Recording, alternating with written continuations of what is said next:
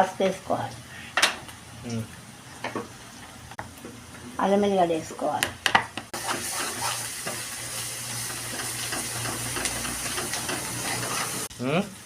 ఉప్పు 2 చెంచాలు ఉప్పు వేయాలి చేయాలి. వీటిలో నీళ్ళు వండుకొని వేసుకోవాలి.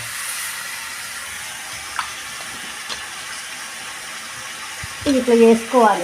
చేపల పులుసు కూర మంచిగా ఉంటుంది.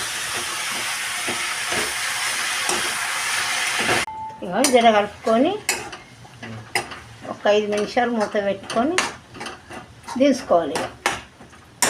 మంచిగా ఉడుకుతుంది. ఇట్లు ఉడికినాక పొడి చేపలు వేయాలి. ఇది తీసుకొని వేసుకోవాలి అన్నంలో. బాయ్. నచ్చినట్టయితే